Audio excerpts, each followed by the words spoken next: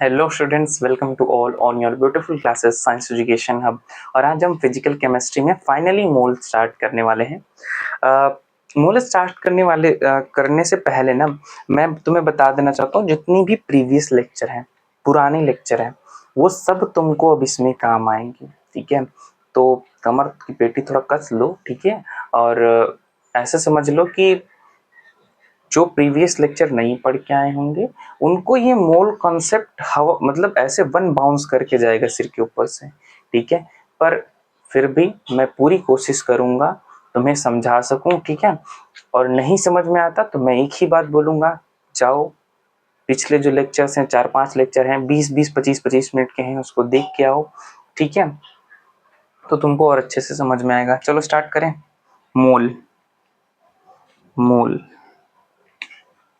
Mole concept क्या देखेंगे?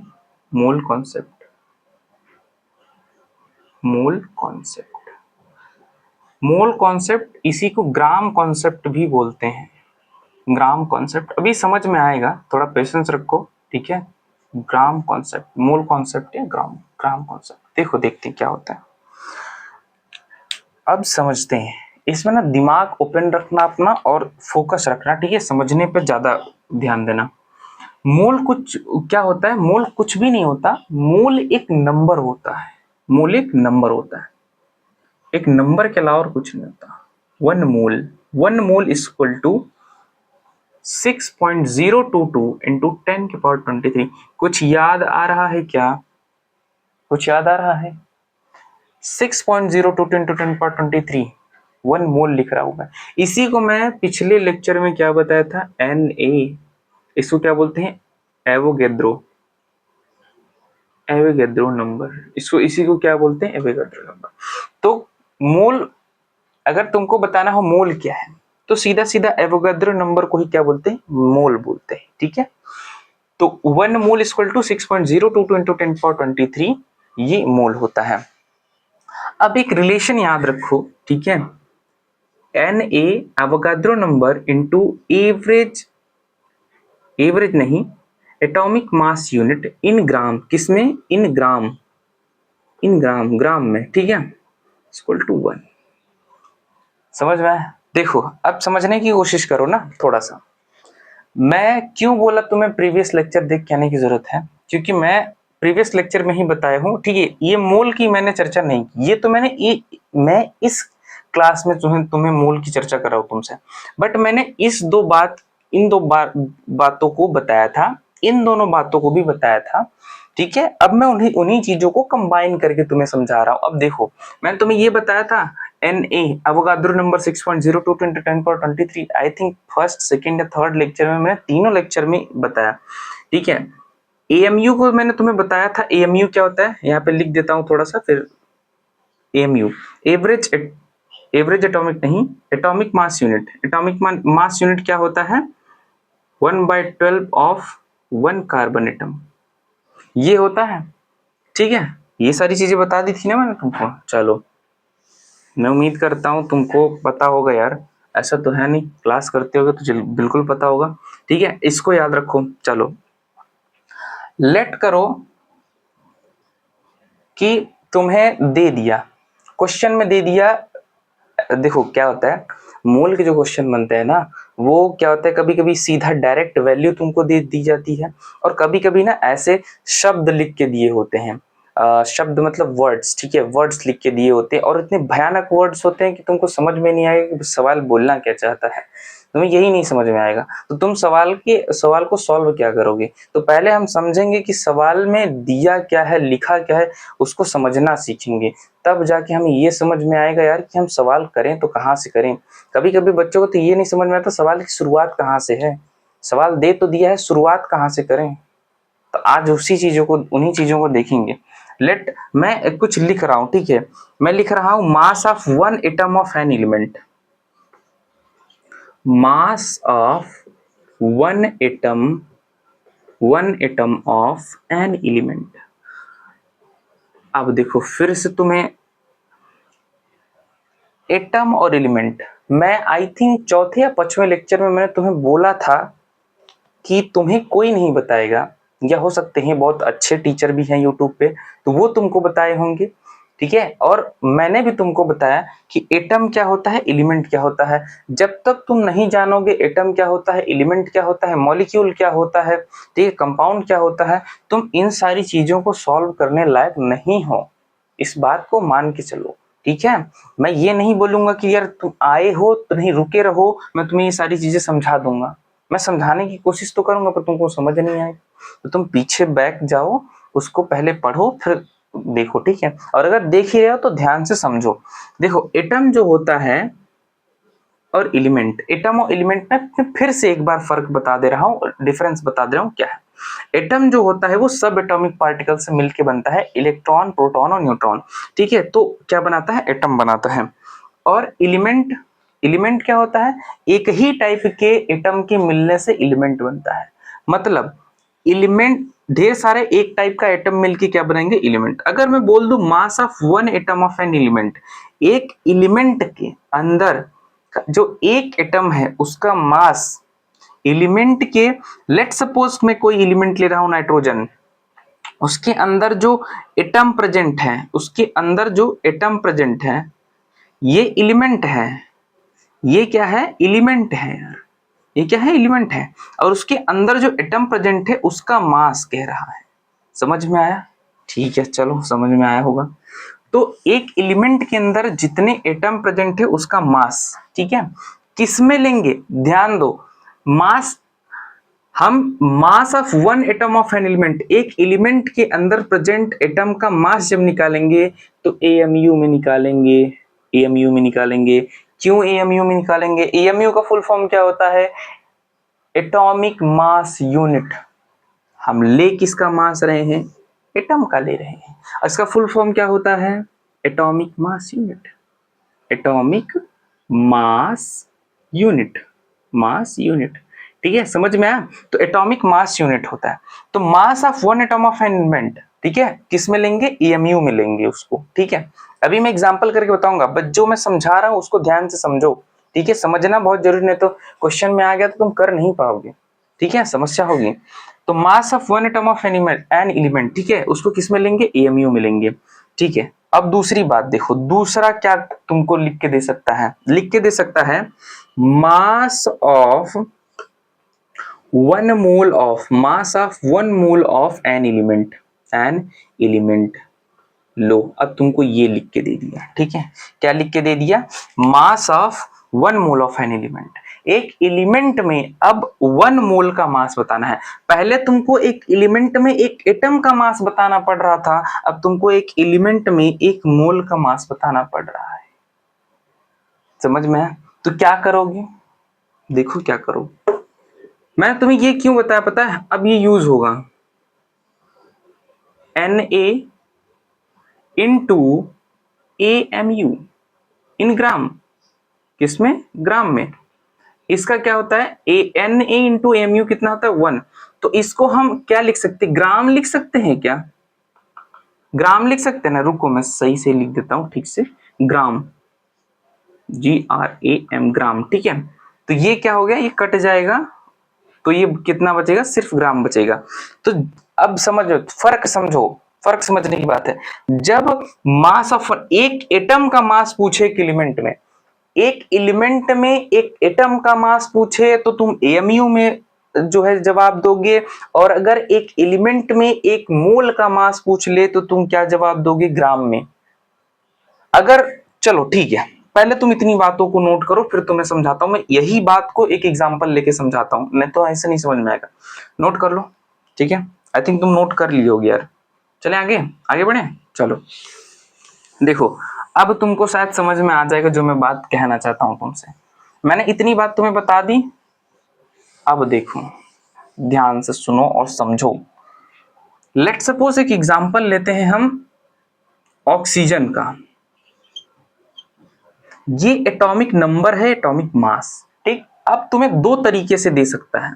पहला तरीका, मास ऑफ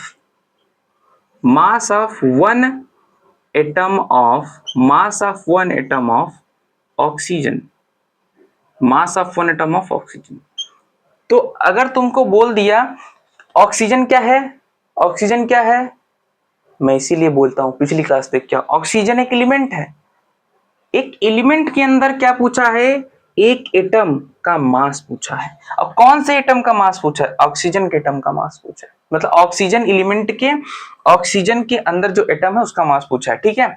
तो ऑक्सीजन क्या है, एलिमेंट है, उस एलिमेंट के अंदर एक एटम का मास पूछा है। तो किसमें जवाब देना है, एएमयू में। तो 16 एएमयू हो जाएगा। क्या हो जाएगा, 16 एएमयू।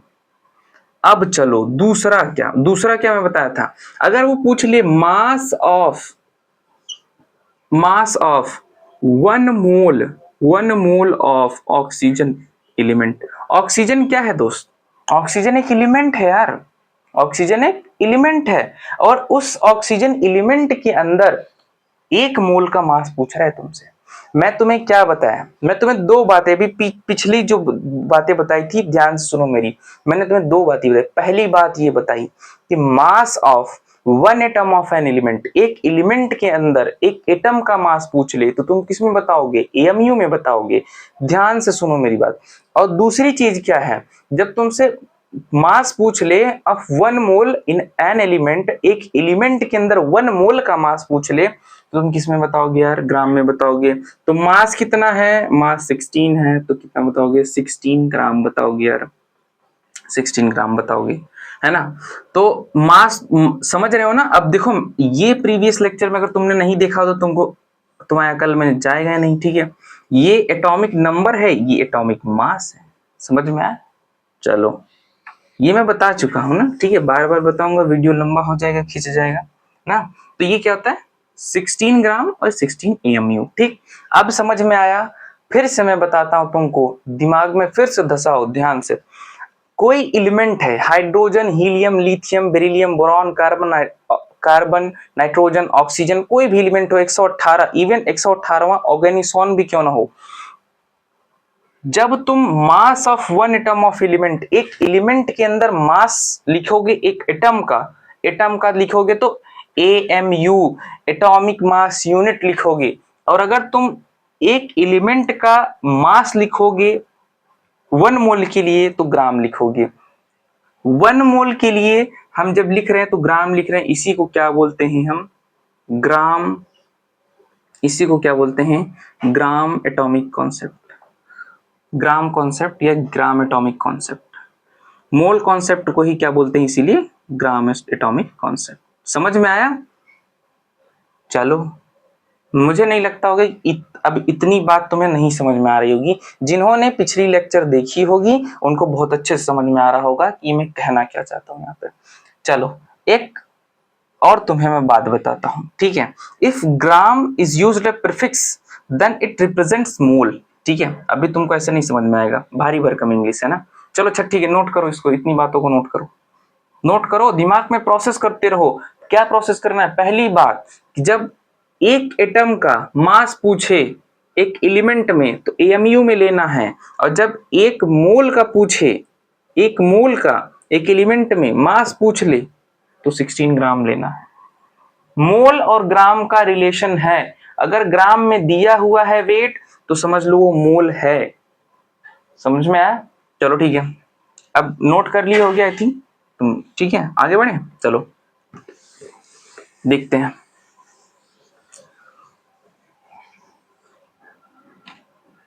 अब यहां पे देखो, तुम्हें मैं बोला इफ ग्राम और जी, जैसे देखो, चलो पहले लिखता हूं, इफ ग्राम, ग्राम और मतलब या जी, ठीक है, ऐसे लिखा हो, ग्राम लिखा हो या जी लिखा हो, कहा प्रीफिक्स, प्रीफिक्स मतलब पीछे, पीछे जो लगता है। जैसे यार तुम्हें मैं समझाता हूं, तुम समझो। जैसे मेरा नाम निहाल तिवारी है, तो निहाल के बाद तिवारी लग रहा है, तो तिवारी मेरे लिए प्रीफिक्स है, ठीक है। सफिक्स मेरे लिए क्या है, मतलब नाम तो मेरा सफिक्स तो हालांकि कुछ है नहीं, ठीक है, इस टाइम पे।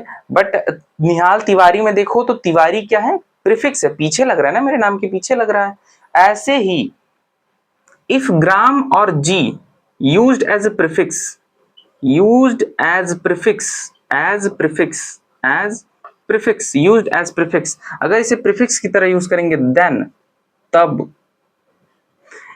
It represents mole, it represents mole. It represents mole. ये किसको रिप्रेजेंट करेगा? मोल को रिप्रेजेंट करेगा। जैसे फॉर एग्जाम्पल मेरा नाम निहाल तिवारी है, मेरा जो प्रीफिक्स है तिवारी वो क्या बता रहा है?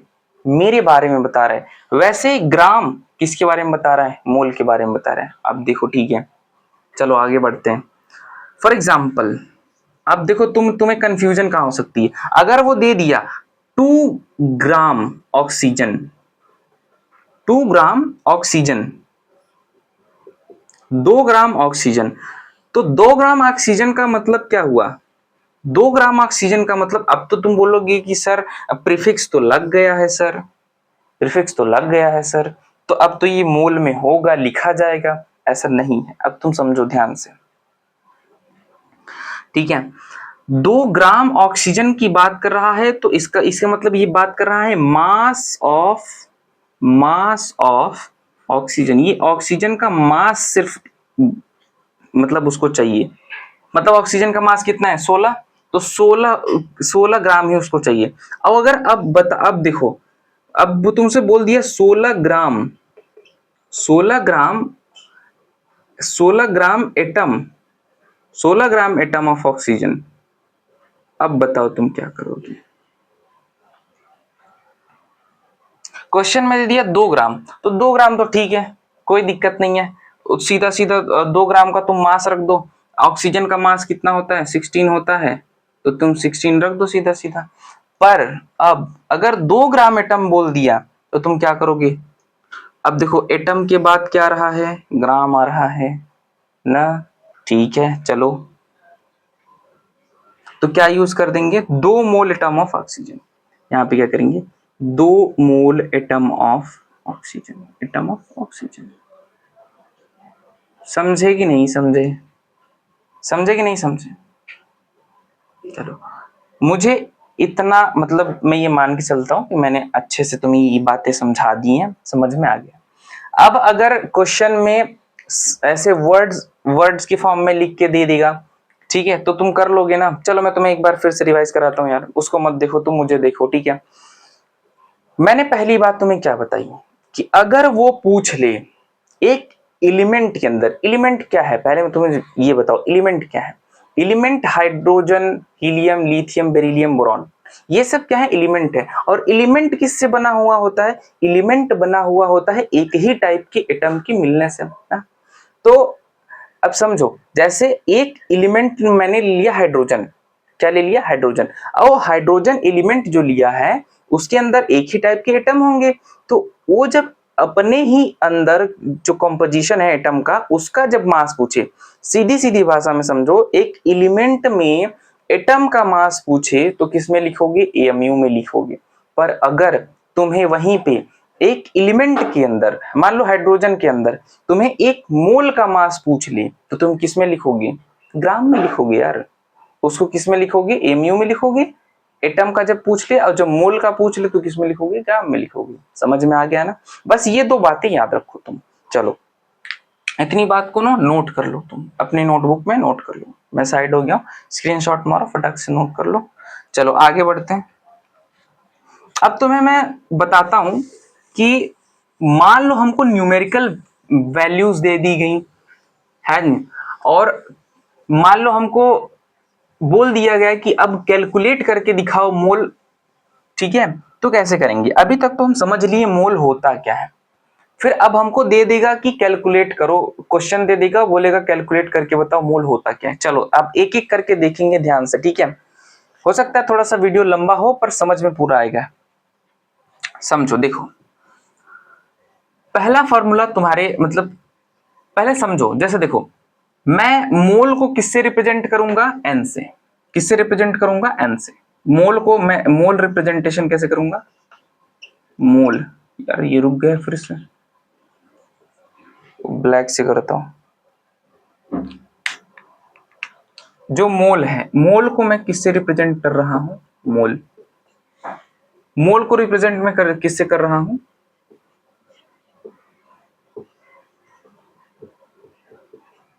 रिप्रेजेंटेड बाय, रिप्रेजेंट एन से कर रहा हूं, ठीक। मैं किससे कर रहा हूं, मोल को n से रिप्रेजेंट कर रहा हूं। लेट सपोज कि तुमको दे दिया if gram given, if atomic weight given, तुम्हें क्या दे दिया, एटॉमिक वेट। तुम्हें क्या दे दिया, एटॉमिक वेट। एटॉमिक वेट दे दिया, क्या करोगे यार, एटॉमिक वेट दे दिया गया तो सीधा सीधा फॉर्मूला लिखो, n equal to W by m। अब तुम घबरा जाओगे यार, ये कौन सी बला है, कोई बला नहीं है, ठीक है। समझो, देखो क्या है, मैं तुम्हें क्या बोल रहा था, मैं मोल को रिप्रेजेंट कर रहा हूं n से। चलो मैं लिख देता हूं, n equal to number of mole. Number of mole मतलब कितने मोल हैं, n किसको रिप्रेजेंट कर रहा है, नंबर ऑफ मोल। W किसको रिप्रेजेंट कर रहा है, गिवन वेट। जो क्वेश्चन में गिवन वेट है वो भी किस में लेना है तुमको, इन ग्राम, समझे, तभी वो मोल में कैलकुलेट होगा, ठीक है, ग्राम में लेना है। तो W क्या है, गिवन वेट है, M क्या है, मॉलिक्यूलर मास है। देखो फिर आ गया ना, फिर पिछली चीज आई ना। मैं अगर तुमको मॉलिक्यूलर मास कैलकुलेट करना नहीं आ रहा है दोस्त, तो तुम नहीं कर पाओगे ना। तो molecular mass, molecular mass, molecular mass. चलो अब इस पे एक क्वेश्चन कर लेते हैं यार ना, तो ज्यादा क्लियरिटी आ जाएगी। चलो देखते हैं क्वेश्चन क्या है। क्वेश्चन है, तुम्हें दिया हुआ है, चलो अच्छा ऐसे ही ले लेते हैं ना। तुम्हें मान लो दिया हुआ गिवन वेट दिया हुआ है, मान लो मैं ऐसे ही दे दे रहा हूँ, गिवन वेट। तुम गिवन वेट है तुम्हारा 20 ग्राम, कितना है, 20 ग्राम, 20 ग्राम गिवन वेट कितना है, 20 ग्राम। और एम मौलिक और दे दिया है, ये किसका गिवन मास दिया है। चलो अच्छा सवाल बना के ही मैं तुमको देता हूं।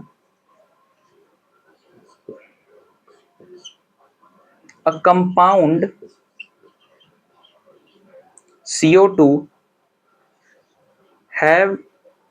CO2 has 20 gram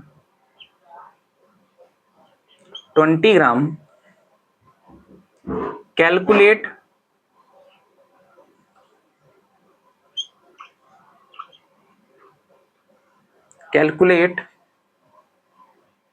number of mole in it. अच्छा क्वेश्चन दिमाग से बना रहा हूं ना थोड़ा, इसलिए लिखने में टाइम लग रहा है। हर इंसान के पास दिमाग होता है, यूज करने के लिए बात होती है, ठीक है। चलो देखते हैं क्या बोल रहा है। एक कंपाउंड ले रहा हूं मैं, कौन सा कंपाउंड है, CO2 है, ठीक है। कितने ग्राम दिया हुआ है, 20 ग्राम दिया हुआ है। कैलकुलेट करना है नंबर ऑफ मोल। चल नहीं गया यार, रुको मैनेज करो थोड़ा सा, ठीक है। तो चलो देखते हैं, मेरा फॉर्मूला क्या है यार, मेरा फॉर्मूला है n equal to W by m। चलो अब देखो, तुम्हें W कहीं दिख रहा है क्या, यस सर दिख रहा है, ये दिख रहा है, ये W है। W में क्या बोला था, गिवन वेट इन ग्राम, तो क्या लिखोगे यार, 20 ग्राम। लिखोगे नहीं लिखोगे, बिल्कुल लिखोगे यार, क्योंकि दिया हुआ है, इसके अलावा तुम्हें और कोई वेट नहीं दिया हुआ है। और तुम्हें एक कंपाउंड दिया, अब तुम बोलोगे सर ये तो दिया ही नहीं है, मतलब मॉलिक्यूलर मास तो दिया ही नहीं ना सर। तो अब जो नहीं पढ़ के आया होगा पिछली क्लास, उसको समस्या हो रही कि सर आप तो ये गलत सवाल लिख दिए, मॉलिक्यूलर मास तो आपने दिया नहीं, तो हम कैलकुलेट कैसे करेंगे। और जिन्होंने मेरी पिछली क्लास पढ़ी हुई है उनको पक्का पता होगा कि अब हमें कहां से निकालना है यार। मॉलिक्यूलर मास यहीं से तो निकालोगे। लो मैं फिर से निकाल तुम्हें बता रहा हूँ, mm से मतलब मॉलिक्यूलर मास, ठीक है। कैसे निकालोगे, कार्बन का मास कितना होता है, 12 होता है यार, प्लस ऑक्सीजन का कितना होता है, ऑक्सीजन देखो, ऑक्सीजन का मास जो होता है 16 होता है, बट 2 ऑक्सीजन है ना, 2 ऑक्सीजन है ना, तो क्या करेंगे 16 इंटू 2 32। कितना हो गया तुम्हारा मॉलिक्यूलर मास, 2 2 4 4 44। तुम्हारा मॉलिक्यूलर मास कितना आ गया, 44 आ गया यार। अब देखो क्या पूछा है, number of mole, number of mole ही पूछा है ना, देख लो ध्यान से। चलो अब कैलकुलेट करो। अब किसी को कोई समस्या नहीं होनी चाहिए, अब भी समस्या हो रही है तो फिर तुम थोड़ा पढ़ाई पे ध्यान दो, देने की जरूरत है। ठीक है, 20 ग्राम इसको रखो, 20 ग्राम, और ये 44। अब तुम क्या करो, कैलकुलेट कर लो यार इसको, करो, देखते हैं। एक पॉइंट लगा दो, 0 बढ़ जाएगा, ठीक है। 5 टाइम्स लेके जाओ, 0 नहीं जाएगा, 4 टाइम्स जाएगा ना, ठीक है, 4 टाइम्स जाएगा, तो कितना आ गया, 0.4। 0.4 ये क्या आ गया, नंबर ऑफ मोल। समझ में आया मैंने कैसे किया, समझ में आया कैसे हुआ? देखो मैं फिर से समझा रहा हूं तुमको, एक कंपाउंड दिया हुआ है CO2, है ना, 20 ग्राम है वो कंपाउंड, ठीक। कैलकुलेट करना है हमको number of mole, number of मोल इसमें कैलकुलेट करना है। कैसे कैलकुलेट करोगे यार, तुम्हें देखो एक चीज तो दिख गई, लो 20 ग्राम हमें W दिया हुआ है, क्योंकि सर ने यहाँ पे फॉर्मूला लिखाया और बता भी दिया, बिल्कुल। चलो आगे बढ़ते हैं। फिर अब देखो, ये देखो, अब ये निकालने में बहुतों को जो है समस्या हो रही होगी, बहुतों को नहीं समझ में आ रहा होगा, सर ये तो दिया ही नहीं है। तो ये निकालना मैंने तुम्हें बता दिया है, मैं आज भी बता दिया हूं, मैं पिछली क्लास में भी तुमको बता दिया था। तुम यहां से मोलिकुलर मास निकाल लो, ठीक है। अब 2 वैल्यू हमें पता होनी थी, तीसरी अपने आप निकल जाएगी, तो दोनों वैल्यू हमने रख के तीसरी निकाल ली, ये रहा तुम्हारा। तो चलो नोट कर लो इसको, नोट करो, फिर आगे बढ़ते हैं, ठीक है। अब ये सारी चीजें पढ़ाने के बाद कल इस पे भर भर के क्वेश्चन करेंगे, ठीक है। ये तो हालांकि तुमको समझाने के लिए ना, तो तुम बोलोगे कि सर ये किधर से आ गया, ठीक है, तो फिर मेरे पास इसका कोई जवाब नहीं होगा ना, ठीक है। चले आगे बढ़े, चलो।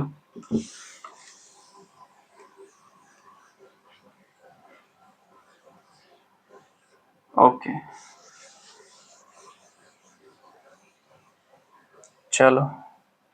अब दूसरा क्या है, मान लो तुम्हें नंबर ऑफ पार्टिकल्स दे दिए, ठीक है, number of particles, if number of particles given, if number of particles given, मान लो तुम्हें नंबर ऑफ पार्टिकल्स गिवन दोगे, तो क्या करोगे? अभी तो वहां पे तो हम मान लो पहले वाले में क्या कर रहे थे कि हमने तुम्हें ग्राम दे दिया और एक कंपाउंड दे दिया, जिससे तुमने मॉलिक्यूलर मास निकाल लिया और निकाल के तुमने मोल निकाल दिया, दैट्स इजी। फिर मान लो कि एग्जामिनर का मूड घूम गया कि नहीं जी हम इतना आसान नहीं देंगे, हम तुम्हें परेशान करेंगे, तो परेशान करने के लिए क्या देगा, नंबर ऑफ पार्टिकल्स दे देगा। तो करो, नंबर ऑफ पार्टिकल्स कैसे करोगे, चलो आज तुम्हें सिर्फ फॉर्मूला लिखवा दे रहा हूं, ठीक है, पर मैं कल क्वेश्चन कराऊंगा, ठीक है। ये मत करना कि जो मैं पढ़ा रहा हूं, जो मैं फॉर्मूला लिखा रहा हूं वो मत पढ़ के आना, ऐसा मत करना, ठीक है। नहीं तो फिर तुम्हें ही समस्या होगी, फिर मैं यहाँ पे पागलों की तरह पढ़ाऊंगा, फिर तुम्हें समझ में नहीं आएगा, समझे ना। चलो, इसको भी आज ही खराब होना था। तो इसका फॉर्मूला क्या होता है, इसका फॉर्मूला होता है given particle, given number of particle, given number of particle, particle, हाँ, given number of particle by Na। Na को तो पहचान रहे हो ना, एवोगाद्रो एक साइंटिस्ट थे, ठीक है, उन्होंने ही उस नंबर की जो है डिस्कवरी की थी। तो ये तुम्हारा फॉर्मूला हो गया, चलो, ठीक है। ये given number of particle by Na। अगर तुमको नंबर ऑफ पार्टिकल दे दिया, चलो अगर मान लो तुमको if volume they they, examiner बोला चलो ठीक है, तुमने ग्राम से भी निकाल लिया, तुमने पार्टिकल दे दी, मैंने उससे भी निकाल लिया यार, चलो बताओ हम वॉल्यूम दे देते हैं, वॉल्यूम से बताओ। तो एग्जामिनर को बोलो कि हमारे पास उसका भी सॉल्यूशन है। If volume given, if volume given, जब वॉल्यूम गिवन हो तो क्या करेंगे, नंबर ऑफ मोल इसको, एन को समझ रहे हो ना, ये लिखा हूं मैं, रिप्रेजेंट मोल, है ना, कंफ्यूज मत होना। और ये पार्टिकल ही एवोगाद्रो नंबर, इसमें कुछ बताने लायक चीजें नहीं थी ना। और देखो अगर वॉल्यूम दे दिया तो क्या करोगे यार, वॉल्यूम दे दिया तो गिवन वॉल्यूम, ऊपर क्या लिखोगे, गिवन वॉल्यूम, जो वॉल्यूम तुमको दिया हुआ है बटे में 22.4 लीटर। अब बोलोगे सर इसको लेना जरूरी ही है क्या, 22.4, यस, ये ना एसटीपी के कंडीशन से आया है। एसटीपी जानते हो? अभी मैं तुम सब जानोगे यार, ठीक है। एसटीपी होता है स्टैंडर्ड टेम्परेचर प्रेशर।